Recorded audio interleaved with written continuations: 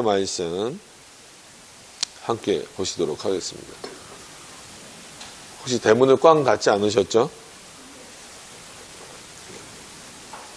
에스겔서 4장입니다.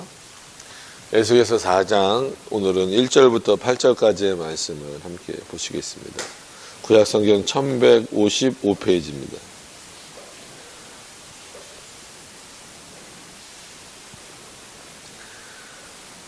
제가 봉독해 드리겠습니다. 너 인자야 토판을 가져다가 그것을 내 앞에 놓고 한 성읍 곧 예루살렘을 그 위에 그리고 그 성읍을 에워싸고 그것을 향하여 사다리를 세우고 그것을 향하여 흙으로 언덕을 쌓고 그것을 향하여 진을 치고 그것을 향하여 공성태를 둘러세우고 또 철판을 가져다가 너와 성읍 사이에 두어 철벽을 삼고 성을 포위하는 것처럼 에워싸라. 이것이 이스라엘 족속에게 징조가 되리라. 너는 또 왼쪽으로 누워 이스라엘 족속의 죄악을 짊어지되 내가 눕는 날수대로 내 죄악을 담당할지니라. 내가 그들의 범죄한 횟수대로 내게 날수를 정하였나니 곧 390일이니라. 너는 이렇게 이스라엘 족속의 죄악을 담당하고 그 수가 차거든 너는 오른쪽으로 누워 유다 족속의 죄악을 담당하라. 내가 내게 40일로 정하였나니 하루가 1년이니라. 너는 또 내 얼굴을 에워싸인 예루살렘 쪽으로 향하고 팔을 걷어 올리고 예언하라. 내가 줄로 너를 동이리니 내가 에워싸는 날이 끝나기까지 몸을 이리저리 돌리지 못하리라. 아멘. 우리 기도하도록 하겠습니다. 하나님 감사를 드립니다. 오늘도 하나님의 말씀을 통하여서 하나님의 뜻을 깨달으려고 합니다. 주께서 은혜를 내려주시옵시고 아직 오지 못한 성도들의 발걸음도 인도하여 주시옵시고 이 시간에 이 말씀을 통하여서 다시 한 번 더 우리가 우리 삶에서 하나님이 어떻게 역사하시는가를 확인하며 또 기억하며 그것을 은혜로 받을 수 있는 그런 우리 성도님들이 되게 하여 주시옵소서. 예수님 이름으로 기도드립니다. 아멘. 네, 어떻게 보면 오늘 이 4장 1절부터 8절을 쭉 보시면서 제목을 만약에 보셨으면, 오늘 본문이 왜, 하나님께서 회복을 시키시고자 하는 어떤 내용이 들어있는 거지? 이제 그렇게, 생각을 하실 수도 있습니다. 저도 이제 고민 끝에 이제 그 정한 제목이긴 하지만, 그런 어떤 이유들은 전체적인 그 의미를 통하여서 당장 뭐 하나님이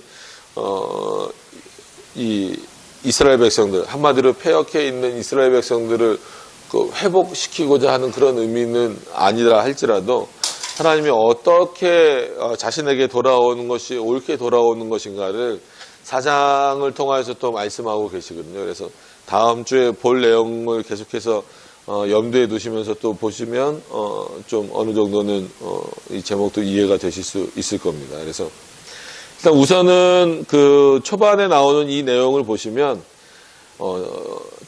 에스겔에게 말씀하시는 거예요. 그래서 토판을 가져다가 그래서 요거를 놓치면 이제 마치 그 포로 생활 중에 있으니까 지금 마치 이스라엘이 그 포로 생활하는 그 곳에서 뭐라 그럴까요? 봉기를 일으키듯이 그것을 준비하라고 말씀하는 것처럼 보입니다. 왜냐하면 만약에 토판을 이렇게 놓치고 만약에 읽어버리면 곧 예루살렘 성읍을 에워싸되 그것을 향하여 사다리를 세우고 그것을 향하여 흙으로 언덕을 쌓고 그것을 향하여 진을 치고 그것을 향하여 공성태를 둘러 세우고 뭐 이렇게 표현이 나오잖아요. 철판을 가져다가 너와 성읍 사이에 두어 철벽을 삼고 성을 포위하는 것처럼 에워싸라.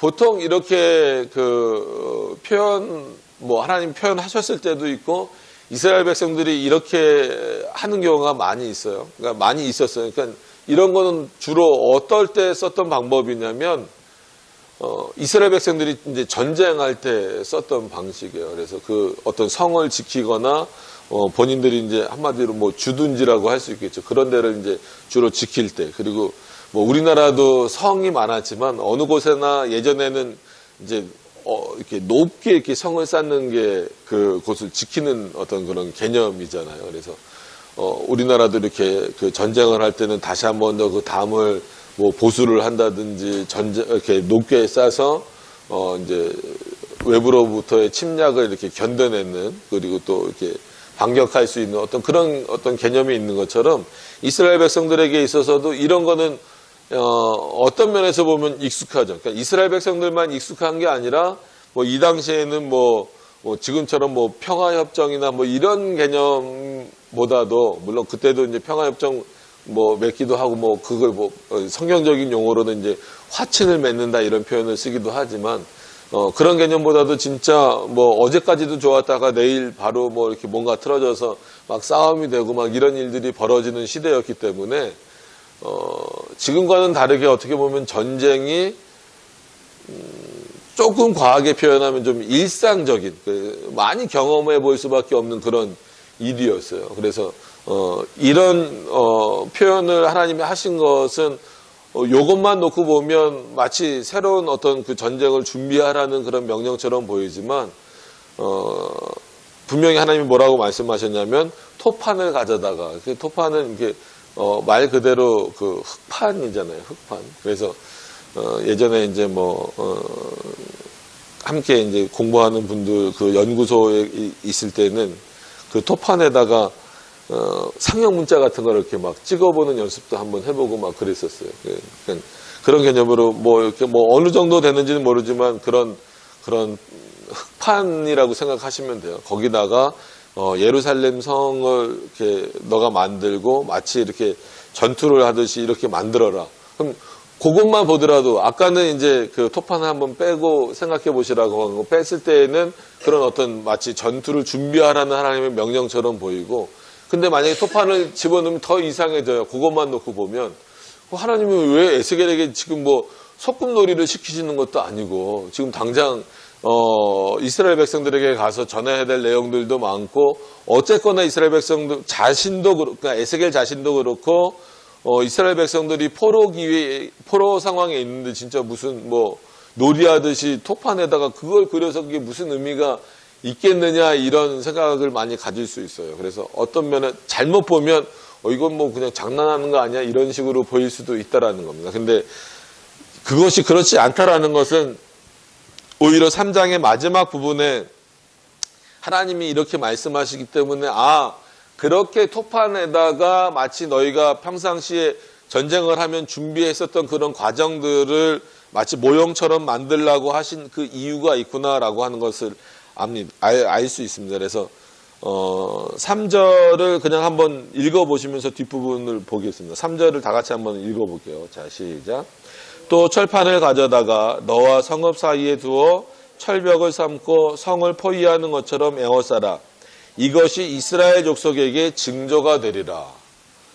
그러니까 하나님이 에스겔에게 말씀하신 이유가 있다라는 거예요. 그러니까 이렇게 토판에다가 그러니까 그 크기는 정확하게 얼마인지는 모르겠지만 뭐 어느 정도 크기는 되겠죠. 뭐 요만큼에다가 만들기는 뭐 그렇잖아요. 어느 정도 크기가 되는 곳에다가 이것을 만들라고 하신 이유가 뭐냐면 이스라엘에게 징조가 될 것이다라는 거예요. 그러니까 어떤 차원의 징조인지는 이제 나오겠지만 분명히 그것이 징조가 되는 차원에서 의미가 있다라는 거예요. 그렇기 때문에 이거는 마치 애들 장난이나 소꿉놀이 같은 개념이 아니라는 것을 분명히 말해주고 있는 거예요. 그래서 칼빈은 이런 부분에서 이제 여러 가지 심지어 성례 부분까지, 그러니까는 성례전에 대한 부분까지도 표현하고 있는 거예요. 그러니까 이런 의미가 없이 어떤 하나님이 말씀하시는 그런 어떤 말씀하시고자 하는 그런 의도가 없이 드려지는 것은 눈에 보이는 그냥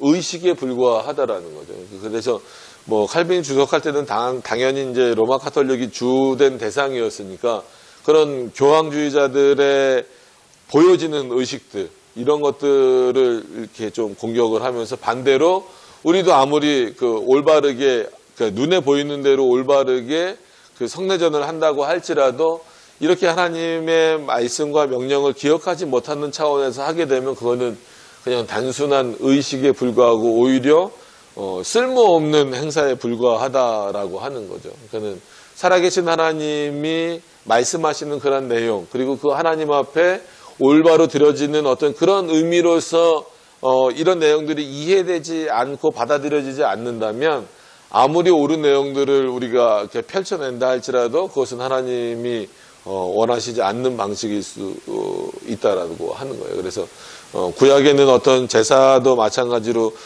이렇게 막 아주 하나님이 정하신 법대로 지키고 지금으로 말하면 예배도 하나님이 원하시는 대로 드린다 할지라도 거기에서 정말 중요한 그 하나님의 말씀이 제외되거나 아니면 다른 방향으로 나가면 그게 더 이제 훨씬 좋아 보이게 된다라고 하는 겁니다.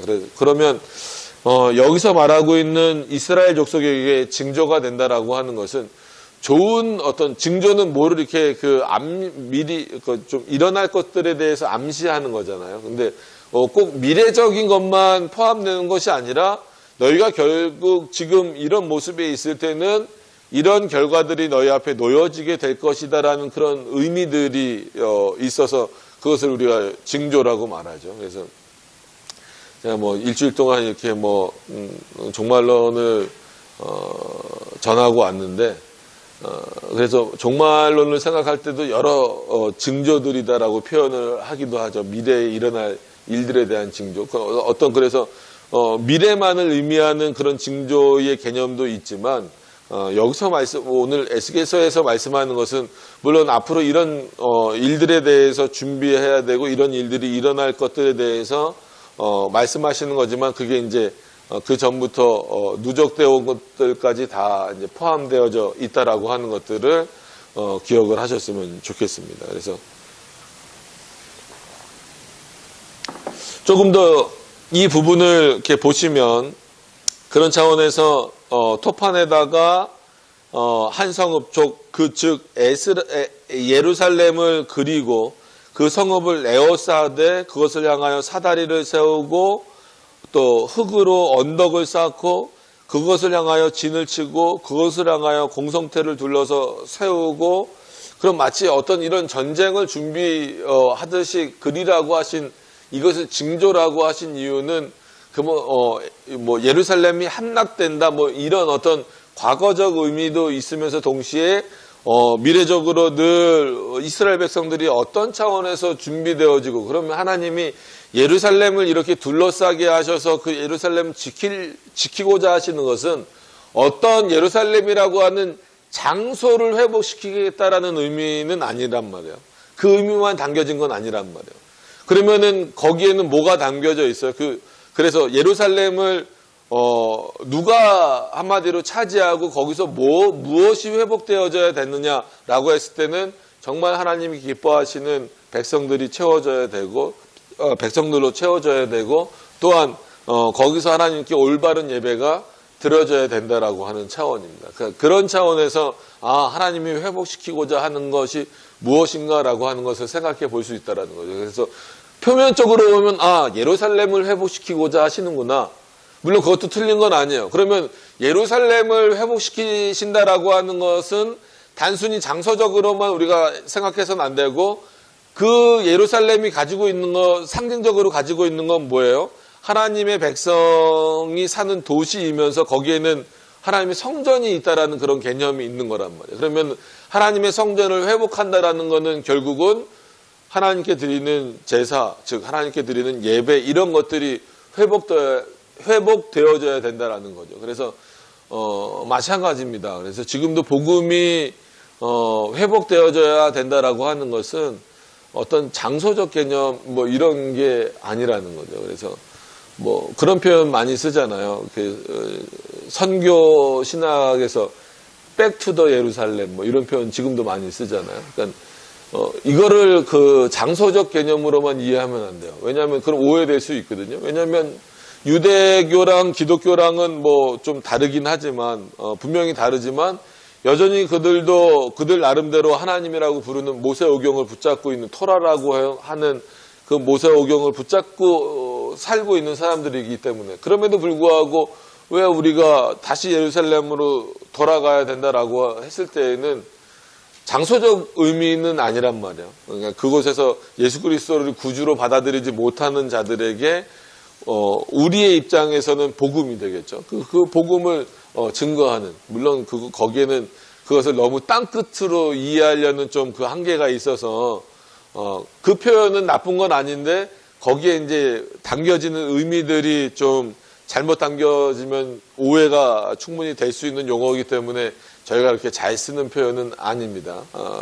그러니까 그런 것처럼 장소가 회복되는 개념은 아니라는 거예요. 장소만 회복되는 개념은 아니라는 거예요. 그래서 그런 차원에서 오늘 하나님께서 그러면 이스라엘 백성들을 향하여서 회복시키고자 하시는 게 뭘까라고 했을 때는 마치 전쟁을 해서 그곳을 다시 뺏어 오듯이 너희가 그러면 그렇게 되어야 되는데 너희 상태가 지금 어떻느냐는 거죠. 그래서 마치 이 땅에 있는 교회가 그래서 우리는 전투하는 교회라고 부르잖아요. 그래서 요번에 이제 그 종말론에 대해서 표현하면서 우리는 어떤, 그러니까 교회론에 있어서 뭐 종말론이랑 연결이 되기 때문에 그렇습니다. 교회론에 있어서 어떤 교회를 보통 인정하나요? 승리의 교회. 늘 승리한 하나님의 나라, 즉, 천국 개념으로 하나님의 나라의 그 승리의 교회를 말하면서 이 땅의 교회는 어떤 교회로 말해요? 전투하는 교회. 그래서 열심히 싸워야 되는 거예요. 무엇을 가지고? 하나님의 말씀을 가지고 그 말씀이 무기가 되어서 싸우라는 거예요. 그것은 이제 뭐 칼빈이나 이런 종교개혁자들은 그렇기 때문에 우리의 무기는 말씀과 펜이다. 총칼을 들고 아무리 우리를 위협한다 할지라도 우리는 같이 총칼을 들고 나가는 그런 개념보다도 뭐 쯔빙글리는 실제로 총칼을 들고 나가기도 했지만 그거보다도 더 중요한 것은 이 복음을 가지고 말씀을 가지고 싸워야 된다 이런 말씀 이렇게 이제 표현을 하게 되는 거죠. 그러니까 그런 차원에서 보면 하나님께서 결국 그 회복시키고자 하는 것은 이스라엘이라고 하는 예루살렘이라고 하는 거란 장소뿐만은 아니라는 거죠. 근데 이왕 뭐 말씀을 드렸으니까 나중에 이제 뭐 종말론을 할 때나 교회론을 할 때 말씀드리겠지만 천주교는 교회를 세 개로 그런 차원에서 나눠요. 그러니까 승리의 교회와 전투하는 교회는 우리랑 같은데 거기다가 뭘 하나 더 집어넣냐면 연옥, 고통받는 교회. 연옥 사상을 거기다 이제 그 어거스틴부터 그 이전 초대교보들이 실수한 부분이에요. 그거를 이제 그래서 몇 번 표현을 드린 것처럼 우리가 잘났다 이런 개념이 아니라 종교개혁자들은 어거스틴이라고 하는 그 진주를 발견했다면 로마 카톨릭도 어거스틴을 뿌리로 두잖아요. 근데 그 어거스틴과 같은 그 진주에 묻은 흙을 발견한 것과 똑같은 거예요.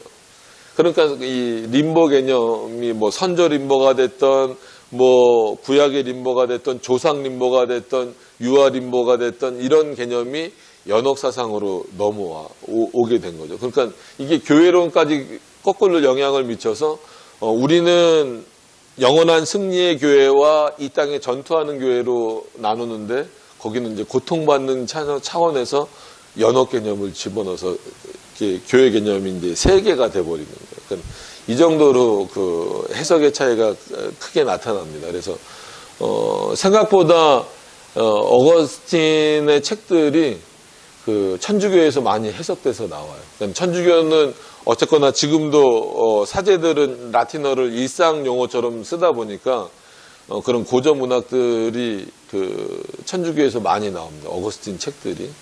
그래서 오히려 번역이 우리가 한 번역보다 더 잘된 번역들도 있어요. 근데 출판사 이름도 분도예요. 분도 출판사. 그래서 좀 바꾸면 좀 분노가 일어나죠. 우리 안에서는. 네. 우리가 좀 이런 걸 좋은 책들을 좀 내야 되는데 그쪽에서 나와서 그래서 거기는 이제 그 원어 발음으로 하자 이렇게 해서 저희는 뭐 어거스틴 아니면 그 아우구스티누스 그러는데 거기는 아우구스티누스 뭐 이런 식으로 이제 자기는 이제 티를 좀 내고 그러는 거죠. 자, 이제 이런 말씀을 드리는 것은 지금 시대도 마찬가지고 하나님이 우리를 통해서 이렇게 회복시키고자 하는 것은 어떨 때는 때로는 눈에 보이는 것일 수도 있으면서 동시에 영적인 부분들이 있다라고 하는 거예요. 그러니까 이 당시에도 마찬가지죠. 물론 포로 생활을 실제로 하고 있기 때문에 예루살렘이 회복돼야 되면서 동시에 그러면 예루살렘을 회복하기 위해서는 물론 하나님의 도우심이 절대적이지만 실제로 회복하는 것은 누구여야 돼요? 이스라엘 백성들이어야 되잖아요. 근데 지금 이스라엘 백성들의 그 영적인 상태가 그런 상태냐라고 했을 때는 그러지 못하다라고 하는 거죠. 그렇기 때문에 하나님께서는 마치 전쟁을 준비하듯이 이렇게 너희가 그 예루살렘을 지키기 위해서는 그것을 철판으로 둘러싸기도 하고 진흙으로 담을 쌓기도 하고 그래야 너희가 전쟁에서 이길 거 아니냐. 그런 것처럼 너희가 영적으로도 이렇게 잘 준비되지 않으면, 즉 말씀으로 준비되지 않으면 그 패역한 너희들의 모습에서 돌아와서 너희 안을 말씀으로 채우지 않으면 예루살렘을 회복하지도 못할 뿐더러 만약에 회복한다 할지라도 그 예루살렘에서 온전히 하나님을 섬길 수 있겠느냐라고 하는 차원이에요. 그런 차원에서 여호와의 징조다라는 이 표현을 쓰고 있는 겁니다. 그래서 오히려 이 3절 마지막 부분에 나오는 이렇게 하라고 말씀하신, 즉 에스겔에게 명령하신 부분에서 이스라엘 족속에게 내리는 징조다라는 표현이 없으면 이거는 진짜 애들 소꿉장난 같아요. 무슨 뭐 흙판에다가 예루살렘 그리고 거기 둘러싸는 뭐 성벽 만들고 이건 뭐 애들이 진짜 하는 놀이나 똑같은 어떤 그런 개념이잖아요. 근데 그런 의미는 아닙니다. 그런 차원에서 지금도 우리는 어떻게 보면 늘 하나님의 말씀으로 좀 회복되려는 그런 그 마음을 좀 많이 가지셔야 돼요. 그래서 뭐 어차피 이제 그분들 사진만 이렇게 노출되면 안 되니까, 왜냐하면 그럼 상당히 위험하니까. 근데 이제 중국 신학생들에게 종말론 강의를 끝내고 뭐가 제일 두 가지를 물어봤어요. 뭐가 중국에서 한마디로 그 교회를 하면서 뭐가 힘듭니까?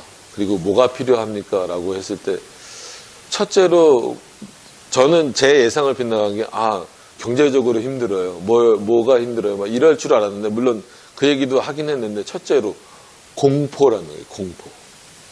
그러니까 우리는 그런 공포 모르잖아요. 그러니까는 예배 드릴 때 공안들이 닥치면 뭐 다 예배가 제대로 되겠어요.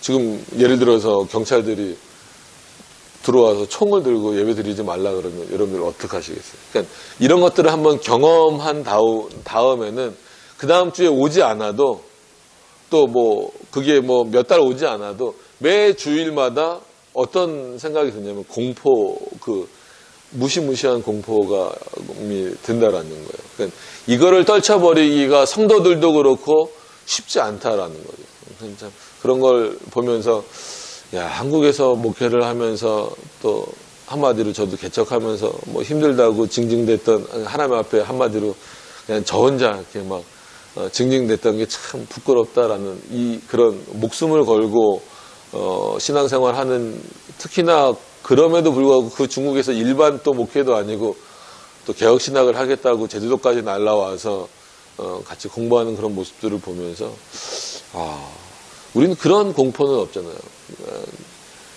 아무 생각도 안 든대요. 뭐 믿음으로 나가자 뭐 막 이렇게 말하는데 실제로 그냥 눈앞에 총구를 딱 들이대면 그냥 머릿속이 하얘진다는 거예요. 그리고 나서 이제 그 다음에는 경제죠. 공산국가의 한계, 이렇게 너무 격차가 벌어지다 보니까 뭐 아까 잠깐 말씀드린 것처럼 돈이 많은 사람은 뭐 제주도를 통째로 살 정도의 돈이 있기도 하지만 살이 좀 빠지셨다고 아까 그러는데 그분들은 돼지고기를 이렇게 잘 먹기도 하지만 푸짐하게 늘 몇 끼니마다 먹더라고요. 그래서 진짜 돼지고기 좋아하나 보다 이 생각만 하고, 저도 돼지고기 좋아하니까 열심히 많이 먹었어요. 근데 나중에 얘기하는데 6개월 만에 처음 먹는 거예요. 그러니까 살 돈이 없는 거예요. 그러니까 어느 정도냐면, 그리고 아침마다 우유를 그렇게 먹어요. 그래서 중국 사람들이 우유도 좋아하는구나. 근데 그게 아니라 우유를 매일 먹어본 게 6개월 만에 여기 와서. 그러니까 자기도 그렇지만 집에 있는 애들 줄 우유도 없대요. 그래서 저도 그런 세대가 아니지만 이제 어르신들은 아시겠죠. 예전에는 무슨 그런 게 있대요. 뭐예요? 분유 같은 건데 마치 빨래비누처럼 이렇게 생겨서 긁어가지고 그거를 이제 물에 풀어서 아직도 중국은 그런 분유도 있는데 그런 것도 이렇게 맘대로 못 사줄 정도가 된다라는 거죠. 그런데 이분들이 얘기하는 그럼에도 상관없다라는 거예요. 오히려 자기네들은 더 와서 공부하고 싶고 또 이 내용대로 하나님의 말씀을 가르치고 싶다 그래서 뭐 저뿐만이 아니라 이제 같이 강의하신 목사님이나 또 선교사님이나 중국 교회가 그런 차원에서는 오히려 지금 한국 교회가 눈에 보기엔 훨씬 더 대형이고 크고 그렇지만 중국 교회는 그런 차원에서 소망이 있다. 당장은 막 시진핑이 엄청 강하게 지금 핍박을 하거든요. 그러니까는 그럼에도 불구하고 그게 살아 있는 거다라는 거예요. 그러니까 오히려 이런 본문을 보면서 과연 복음이 살아 있는 게 뭘까? 하나님의 말씀이 내 안에 살아 있는 게 뭘까라고 했을 때 그런 공포나 경제적인 어려움들, 그래서 어떤 한 분은 좀 우스갯소리로 얘기하는 게 일반 한국교회에서 그 후원을 받았대요. 그래서 후원을 받았는데 한마디로 이 선교사님을 만나면서 개혁신학을 접하면서 나 이제 개혁신학 해야 되겠다고 하니까 그 후원해주는 교회에서 후원을 딱 끊어버리더래요. 그러니까 본인은 이제 개혁신학이 뭔지를 아니까 되는데 벌써 이제 어떻게 보면 뭐 사모님이 되겠죠. 이 사모님부터가 난리라는 거예요. 아니 왜 그냥 하지 거기 뭐 개혁신학에만 한마디로 하나님이 있냐. 왜 후원이 끊겨갖고 애들 먹을 것도 없고 성도들 먹일 것도 없이 만들어 버리냐. 이게 참 어려웠다 뭐 이런 얘기를 하면서 참 이게 하나님의 은혜가 아니고서는 이게 될 수 없구나 이런 생각을 많이 갖습니다. 그래서 이제 뭐 일주일을 그런 경험을 하고 왔기 때문에 오늘 본문을 통하여서 한번 말씀을 드리려고 했는데 초반에 이렇게 말씀을 드리는 것은 결국 하나님께서 이스라엘에게 지금 뭘 준비시키려고 하시는가라는 거예요. 물론 한편으로는 너희가 얼마만큼 패역했고 또 그렇기 때문에 이것은 그 너희들의 죄로 인하여서 지금 형벌을 받는 것이다라고 하는 것을 가르쳐 주시면서 알려주시면서도 에스겔에게 깨우치라라고 하신 부분이 있잖아요. 그러면은 또 한편으로는 그렇게만 그냥 잘못만 알려주시고 책망만 하시는 것이 아니라 그렇기 때문에 거기서 벗어나오려면 너희가 어떤 차원에서 준비가 되어져야 되는 것인가에 대해서 지금 하나님이 말씀하시는 거예요. 그런 차원에서 에스겔에게 한번 그려보라는 거예요. 그려봐서 너희가 전쟁을 준비할 때 이런 과정을 통해서만 되는 것처럼 하나님의 말씀이 너희 안에 그렇게 들어와 있지 않으면 회복될 수가 없다라는 거예요. 그런 차원에서 지금 이 시대에도 어떻게 보면 우리는 평화의 시대잖아요. 여러분들 뭐 여기서 뭐 예배 드리러 온다고 갑자기 경찰이 막 총 들이대고 그런 분도 있어요? 없잖아요. 뭐 가족 간에 혹시 좀 그런 일이 있을 수는 있어도 뭐 그렇지 않잖아요. 그러니까 그런 것들을 보면 우리는 평화의 시대 이것을 하나님이 주신 어떻게 보면 은혜고 참 좋은 어떤 그 시대다라고 하는 것을 몰라요. 이런 어떤 자유를 주셨을 때 더 하나님을 잘 섬기고 이런 어떤 그 은총 가운데에서 하나님께 예배할 수 있다라는 것이 정말 감사하다라고 하는 것을 잘 몰라요. 그리고 어려움이 닥치면 그것은 우리 때문에 그런 어려움이 닥쳐온 것인 것을 깨닫지 못하고 그냥 원망하는 거예요. 내가 뭘 잘못했습니까? 우리가 뭘 잘못했습니까? 지금 이스라엘 백성들도 그런 거예요. 그런 차원에서 에스겔에게 이런 어떤 그 한마디로 징조다. 너희들이 이런 상태다. 그리고 회복하려면 이런 징조들을 가지고 있어야 된다라고 하는 거죠. 그래서 조금 더 진행해서 보시면 그런 차원에서 이제 좀 더 말씀을 하시는 거예요. 에스겔에게 일단 그려보라고 말씀을 하시고 또 하나의 징조를 말씀을 하시는 게 그게 뭐냐면 너는 또 왼쪽으로 누워 이스라엘 족속의 죄악을 짊어지되 그러니까 에스겔에게 형벌을 대신 지라 이런 차원으로 확 넘어가시면 안 돼요. 그래서 뭘 여기서 또 이제 기독론 중심, 뭐 구속사 중심 그러면 여기서 이제 또 예수 그리스도가 우리 죄를 짊어지신 부분 이걸로 바로 넘어가죠. 뭐 그렇게 넘어갈 수도 있지만 일단은 여기서는 단순히 짊어지다 이런 것보다도 그 죄가 얼마나 큰지 너가 먼저 깨닫지 못하면 어떻게 이스라엘 백성들에게 가서 그것을 전하겠느냐, 이제 그런 의미로 좀 이해를 하시면 좋을 것 같아요. 그래서 이스라엘 족속의 죄악을 짊어지되 내가 눕는 날수대로 그 죄악을 담당할지니라. 내가 5절에 보시면 내가 그들의 범죄한 횟수대로 내게 날수를 정하였나니 곧 390일이니라. 그러니까 여러분들 아시죠? 그러니까 이스라엘이라고 하는 한 민족이었지만 남유다, 북이스라엘 이렇게 나눠지게 되잖아요. 그러니까 마치 우리나라가 지금 남북으로 나눠진 것처럼, 그래서 마치 두 민족인 것처럼 표현을 하시는 거예요. 근데 이제 그 남유다와 북이스라엘을 따로 한 이스라엘로는 묶이지만 여기서는 이제 좀 구별해서 표현을 하시는 거예요. 그래서 이 390일에 대한 것은 어떻게 보면 북이스라엘과 관련된 그런 표현이겠죠.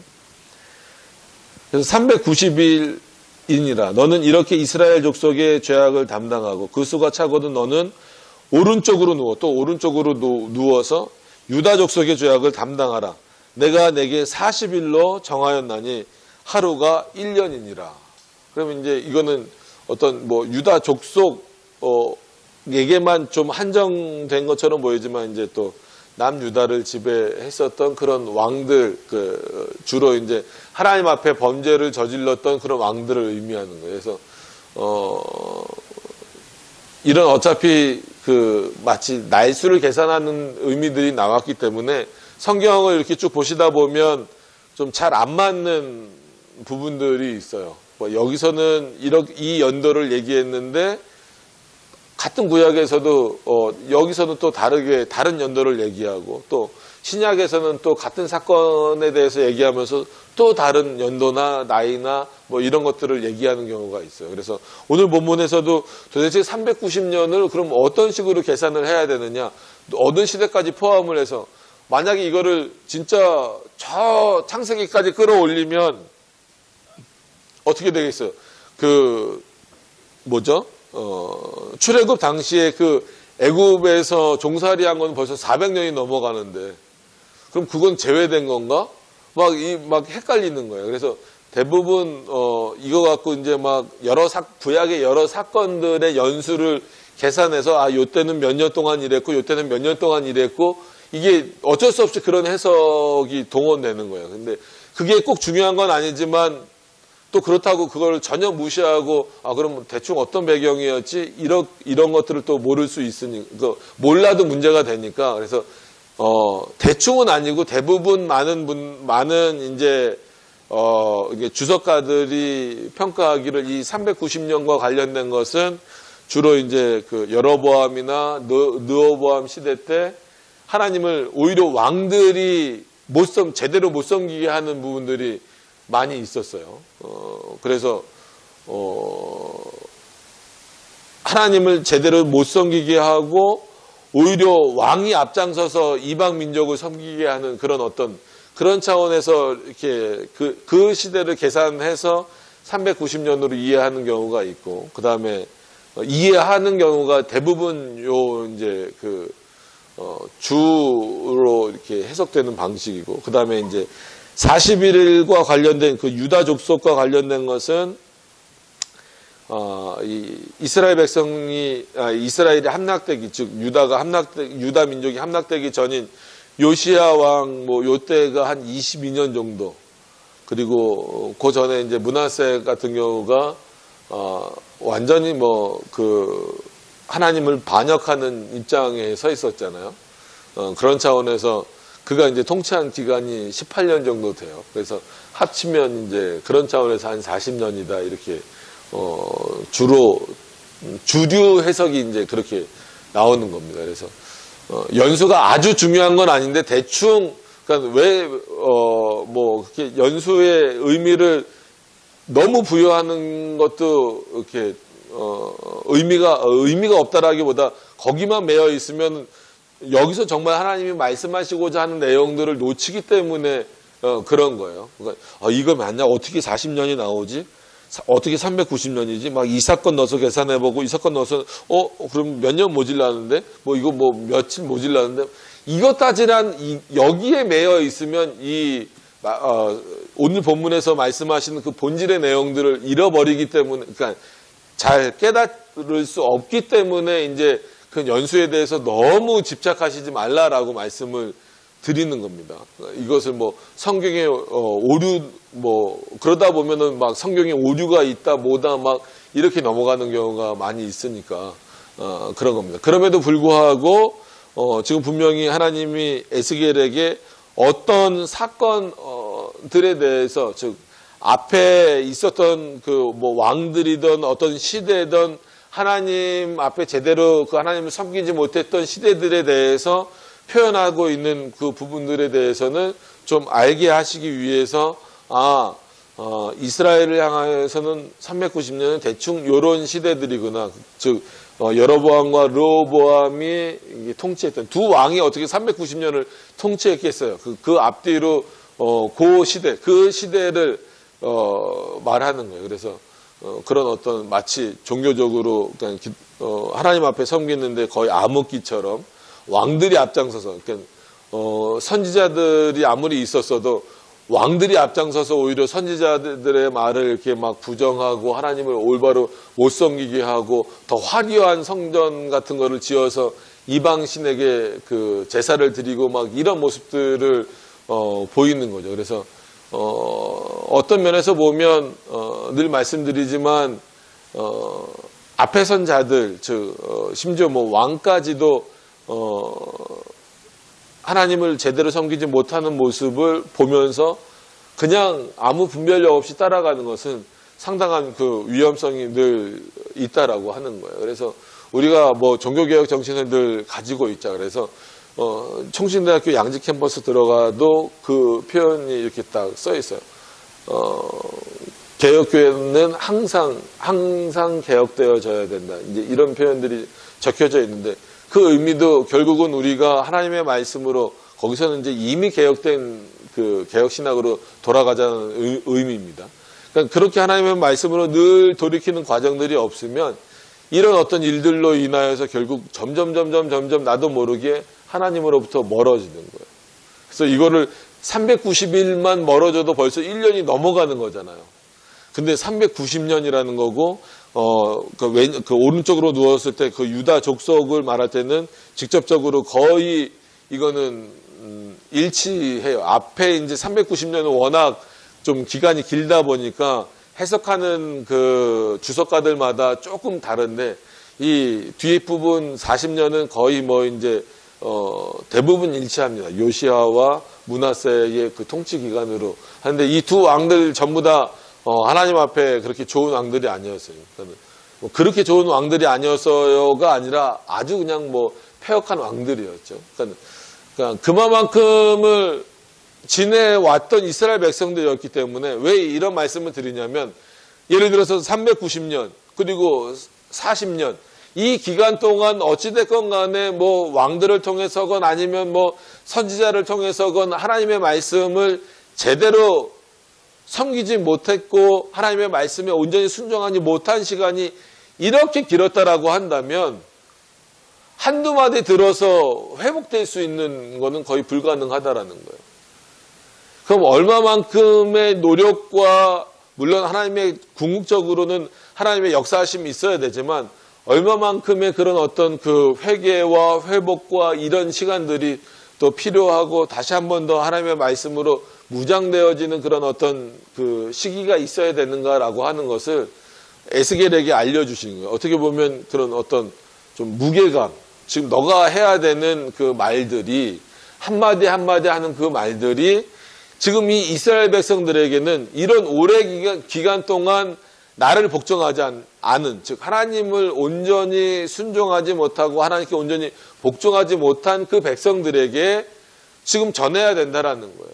그래서 그들은 진짜 너가 말씀을 전할 때 우리가 계속 에스겔에게 하나님이 마치 경고보다도 이럴 것이다라고 말씀하신 것처럼 극악무도하게 이 에스겔을 마치 때려잡듯이 그의 말을 부정하려고 하는 이스라엘 백성들에게 지금 너는 가서 내 말을 전해야 되는데 이 정도 무게감을 인식하고 이해하지 못하고 전한다라면 그것은 너는 아마 무서워서 도망갈 수밖에 없을 것이다라는 그 의미가 더 강한 거예요. 그래서 때마침 또 하필이면 이 설교를 할 때 이제 그런 좀 위험한 국가죠.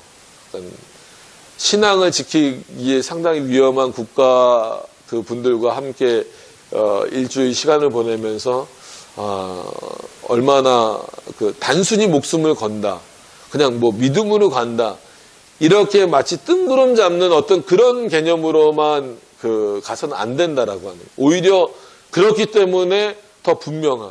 그래서 어떤 면에서는 그냥 용기를 주고 뭐 이런 게 중요한 것 같지만 본인들은 그거는 자기네들이 얼마든지 할 수 있다라는 거예요.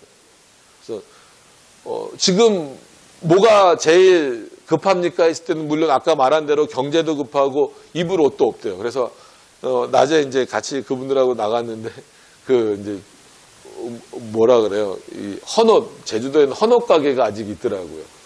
예, 거기 가서 왜냐하면 일주일 있는데 일주일 내내 옷이 똑같아요. 그러니까 뭐 지저분하다 이게 아니라 그 옷밖에 없는 거예요. 그 옷밖에 없는 거예요. 그러니까 일주일 내내 안에 입는 티나 겉옷이나 바지나 이게 일주일 내내 똑같아요. 그러니까 그런 걸 보면서 또 거기 가서 이렇게 뭐 아무리 싸도 그분들한테는 비싸니까 갖다 그냥 다시 나오더라고요. 근데 저도 현금을 1,000원 들고 가갖고 사줄 수가 없었어요. 그래서 안타까움이 있어서 우리는 이제 그런 식의 도움을 주려고 생각을 했는데 그분들은 아니라는 거예요.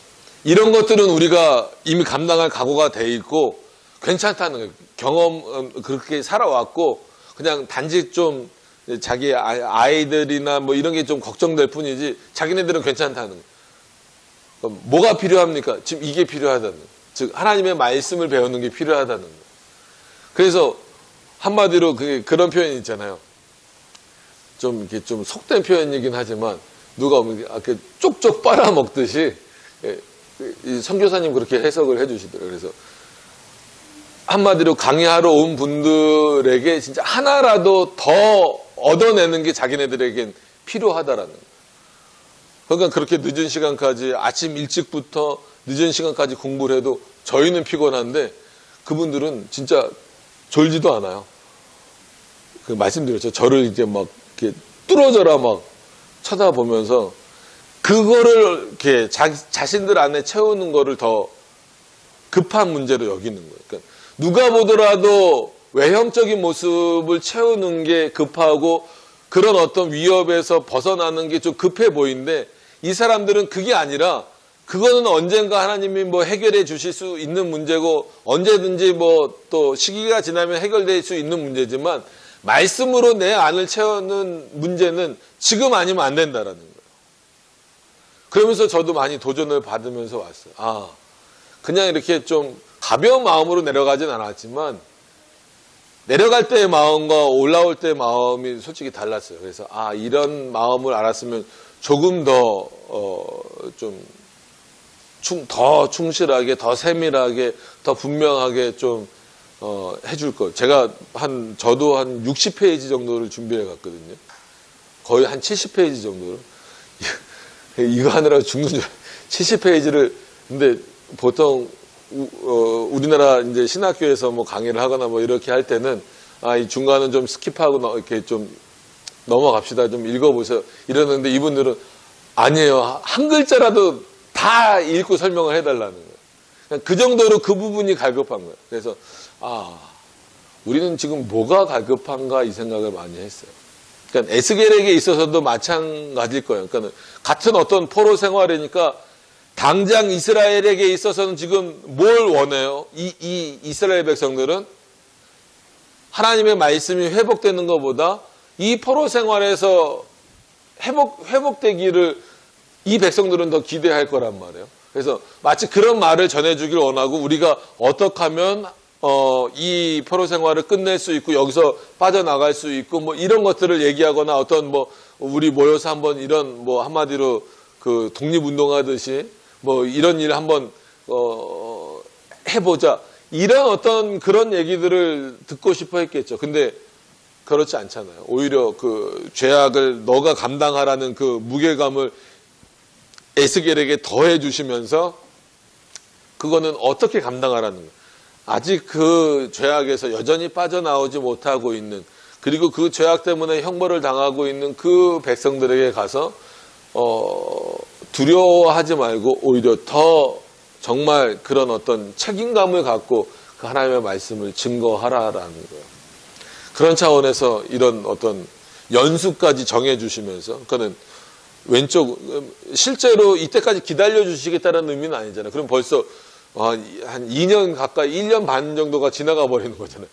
자면서 왼쪽 그러니까 뭐죠? 어디가 먼저요? 예.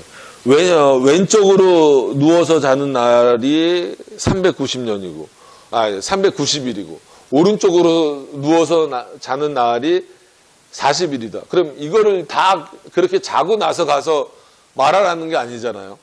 그렇게 해버리면 벌써 390일만 해도 한 1년 6개월 정도 되고 거기서 40일 더하면 뭐 거의 2년 가까이 되는 기간인데 그동안 잠만 자면서 준비하라는 그런 의미는 아니잖아요. 그만큼의 무게감을 너가 갖고 가서 전하라는 거죠.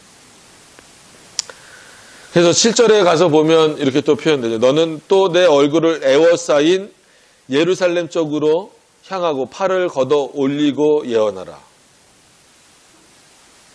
담대하게 하라는 거예요. 그러니까 예루살렘 쪽을 향하고 팔을 걷어 올리고 예언하라라고 말씀하신 이유는 뭐예요? 늘 예루살렘을 이 당시에 그 장소적으로 바라보고, 그러니까 다니엘서에서도 보면 그 예루살렘 있는 쪽을 향하여 하잖아요.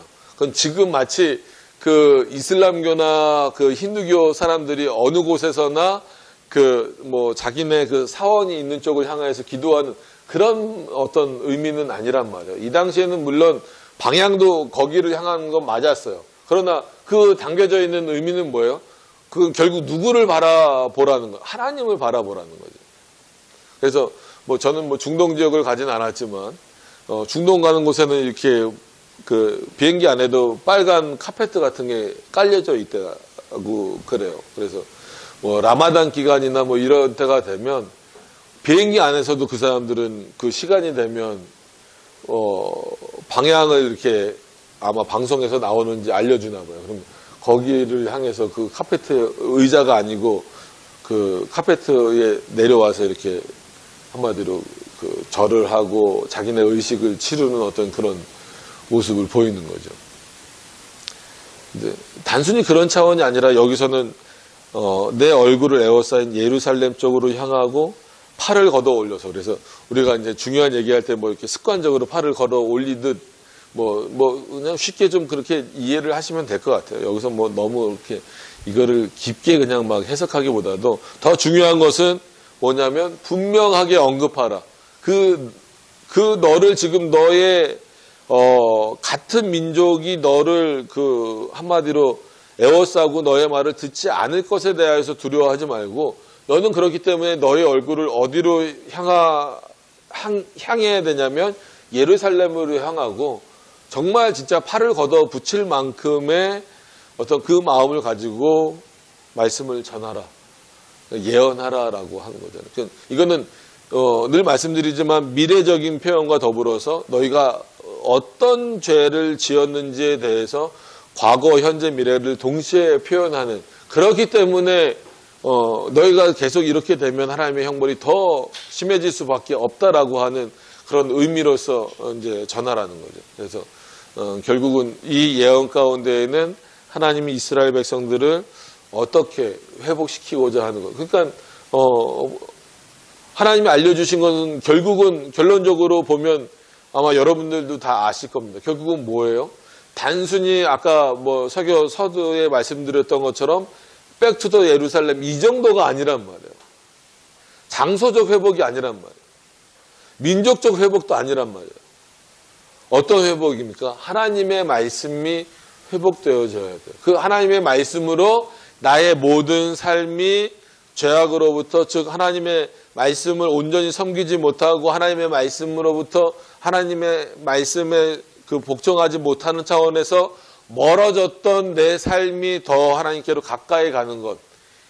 이게 하나님이 이스라엘 백성들에게 원하시는 거고 에스겔을 통해서 전하라고 하신 말씀이에요. 단순히 죄를 지적하고 그러면 벌 받는다, 이 정도 수준에서 끝나는 것이 아니라, 그렇기 때문에 너희가 어떻게 하나님께로 돌아가야 될 것인가, 어떻게 해야 하나님께 그 회복의 역사를 너희가 입을 것인가에 대해서 지금 표현해 주고 있는 그런 내용입니다. 그래서 4장 전체가 그렇지만 우리가 8절까지만 보더라도 그런 내용들이 있습니다. 그래서 8절에도 내가 그렇게 예언하라. 내가 줄로 너를 동이리니.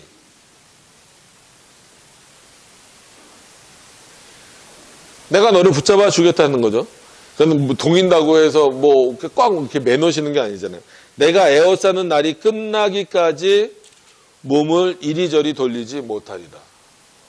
즉 그 하나님의 말씀을 선포하는 그 모든 일이 끝날 때까지 내가 너를 붙잡고 있을 것이다. 이렇게 딱 줄로 동여매고 있을 것이다. 그래서 마치 너 마음대로 이리저리 돌아다니지 못하도록 하겠다라는 거예요. 그래서 이것을 성경의 내용으로 비유해서 보면 그런 거죠. 하나님의 말씀을 읽는 데 있어서도 그렇고 전하는 데 있어서도 그렇고 우리가 공부하는 데 있어서도 그렇고 좌로나 우로나 치우치지 말라는 거예요. 즉 하나님이 말씀하신 그대로 우리가 이해하고 받아들이고 순종하는 거예요. 근데 그게 그렇게 쉬운 일은 아니에요. 때로는 그렇게 하기 위해서 많은 것들을 포기해야 되고 또 때로는 많은 위협들이 다가올 수도 있다라는 거예요. 왜냐하면 아까 말씀드린 대로 그 공안들이 들어오는 것도 같은 민족이잖아요. 그들도. 지금 이 에스겔도 어떻게 보면 같은 상황이에요.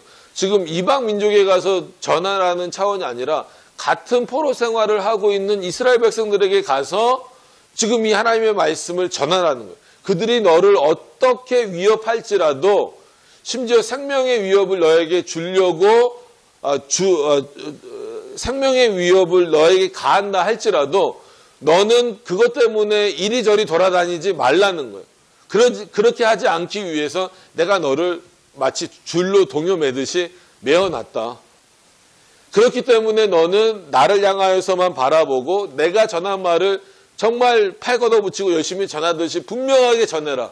근데 그것은 마치 구별돼서 너희는 같이 포로 생활을 하고 있어도 나 에스겔은 하나님을 잘 복종하는 자고 너는 그냥 너희들은 뭐 멸망당할 자야, 이 정도가 아니라 정말 이스라엘 하나님 앞에 지었던 그 죄가 얼마나 깊고 얼마나 오래됐는지 그 무게감을 체험하면서 전하라고 하는 거예요. 그래서 어떻게 보면 하나님의 말씀을 전하는 그 의미에는 여러 가지 내용들이 담겨져 있지만 궁극적으로는 하나님의 말씀을 우리가 전하고 듣고 배우는 이유는 뭐예요? 우리의 신앙이 회복되고 하나님께로 올바로 돌아가고 궁극적으로는 하나님을 온전히 섬기기 위한 그런 방식이다라고 하는 거예요. 그래서 마치 사람들은 그래요. 여러 가지 방식이 있다. 그래서 우리가 뭐 속담까지는 아니어도 그냥 그렇게 쓰는 말이 있잖아요. 뭐로 가도 서울만 가면 된다. 하나님께 돌아가는 방식은 그런 방식이 아니에요. 그러면 진짜 다양한 방식이 돼버리잖아요. 그러면 뭐 굳이 WCC까지 가지 않아도 자 이렇게 가도 되고 저렇게 가도 되고 그냥 하나님만 궁극적으로 찾으면 되는 거 아닙니까? 이렇게 표현할 수밖에 없다라는 거예요. 근데 하나님이 원하시는 것은 뭐예요? 내가 명령한 방식대로 나를 찾아오길 바라시는 거예요. 우리가 생각하는 대로 일로 갔다가 이쪽에서 하나님을 찾아가고 저쪽에서 하나님을 찾아가는 이런 방식이 아니라 내가 하나님이 원하시는 방식대로, 즉 하나님이 우리에게 명령하신 방식대로 그 하나님을 찾아가고 그 하나님을 의지하고 그 하나님을 예배하길 원하신다라는 거예요.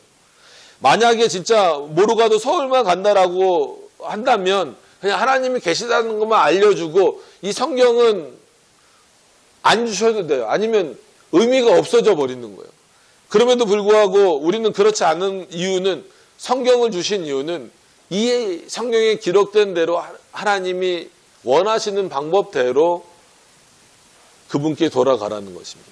여러분, 이것을 좀 실감하셨으면 좋겠어요. 그러니까는 여러분들이 뭐 각자 처한 상황이 우리가 다 다르고, 환경도 다르고, 자라온 배경도 다르고, 신앙의 연륜도 다 다르고 뭐 하지만, 그럼에도 불구하고 하나님이 우리들에게 원하시는 그 내용이 뭔가, 그럼 내 안에서는 어느 부분이 어떻게 회복되어져야 되겠는가.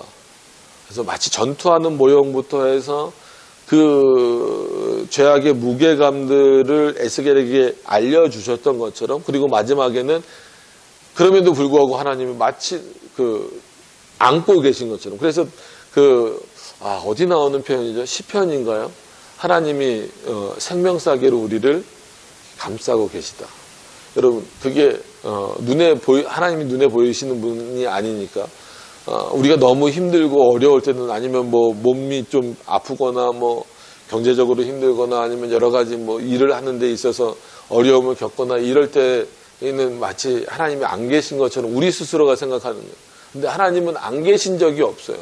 우리를 붙잡고 계시지 않은 적이 없어요. 오히려 그럴 때 더 우리가 하나님 품 안에 있다라고 하는 것을 기억하셨으면 좋겠습니다. 그래서 에스겔에게 단순히 무게감만 가지라고 이렇게 부담감만 주신 것이 아니라, 오히려 내가 너를 줄로 동여매고 있다.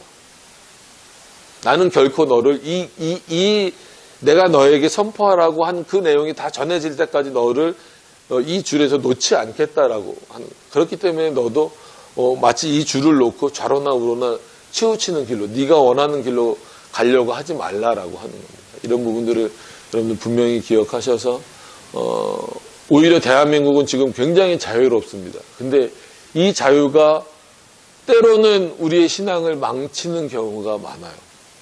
그렇다고 다시 대한민국이 공산주의가 되거나 그런 핍박의 시대가 되면 안 되잖아요.